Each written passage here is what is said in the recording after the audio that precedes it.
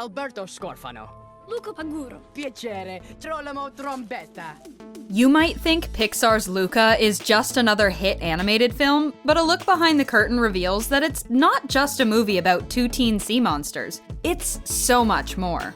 It's a motion picture that shows us years of historical Italian legends and personal experiences from the director himself, that all led to the true meaning behind Luca. Ready to find out what that meaning is? Benvenuti a Porto Rosso! Luca is yet another historical moment for Disney and Pixar. It's their first film ever to solely focus on Italian culture and heritage. As you can imagine, that means a lot of what we see transpire to Luca and Alberto, as well as the setting, has a real-life basis. Sure, Porto Rosso isn't a real Italian town, however. It's a near replica of the Italian fishing towns located in the Italian Riviera. As for the sea monsters, they exist too. At least in the legends of the Italian people.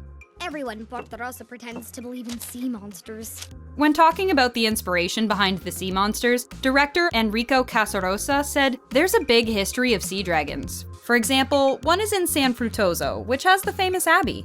It's a beautiful place that we definitely took a lot of reference from, a place that is known for a dragon that lives there."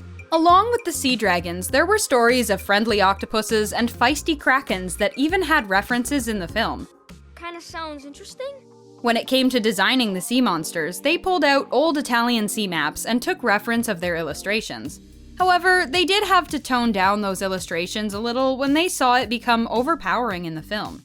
Enrico said, "In the beginning, we were drawing them really fantastical. We were fascinated by all these fins and all this weird and kind of decorative elements on them in the sea maps. But it was like, no, they're attracting too much attention to themselves." Things like the fins on the fish and the variety between them all came from those old historical items. According to production designer Daniela Strichlava, they wanted to make sure they kept the inspiration from the maps, but also be sure they were able to modify them in order to fit each sea monster's personality or home. The filmmakers even made sure that their underwater scenes were in line with the aquatic life in the Mediterranean waters, and more specifically, Ligurian Sea. Isn't it great? Plenty of research and personal experience went into the making of the film and Luca as a character. In fact, Luca and Alberto are loosely based on a friendship Enrico had while growing up in Italy. He credits his past BFF for helping him come out of his shell and get him where he is today. His family wasn't very present. He couldn't do whatever he wanted.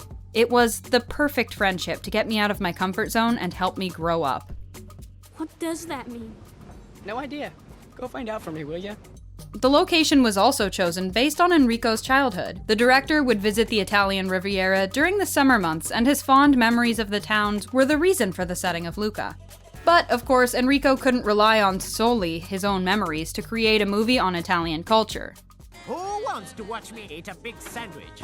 Although he was raised there, he spent the majority of his adult life in America. That being said, he put together a team of art designers and sent them on a mission to Italy where they were tasked with getting to know the culture, food, and art in the country. Erickson thinks it's so important to get the feeling of the place, the light and the details. It has so much history. The goal visually of creating Luca was to be able to transport people to this beautiful place that you would love to visit for real, but that you can visit through Luca. That's how we're gonna see the world! Overall, the goal of Luca was to portray the epic bonds of friendship. Enrico wanted to make sure that the movie's main symbolism of the importance of friendship was at the forefront and not sacrificed for added drama.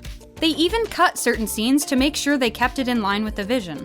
We had much more of a quest, and we had a huge Kraken transformation at the end, a big monster finish. We realized that wasn't the story we wanted to tell. All in all, he was going for a Stand By Me in Italy vibe. Luca represented the confusing and challenging times we all experience when we're 13. The frustration of not identifying with your true self or unsure how to express who you want to be to others.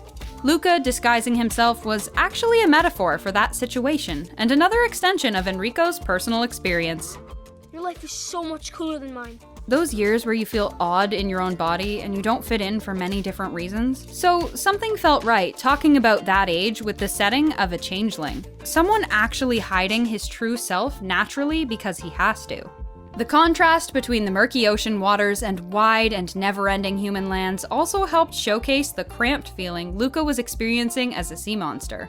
You just sit on it, and it takes you anywhere you want to go. Then they were able to tie in the iconic Italian Vespa to represent the freedom Luca had as a human. Vespa is freedom. The art team's research and Enrico's personal experience definitely paid off.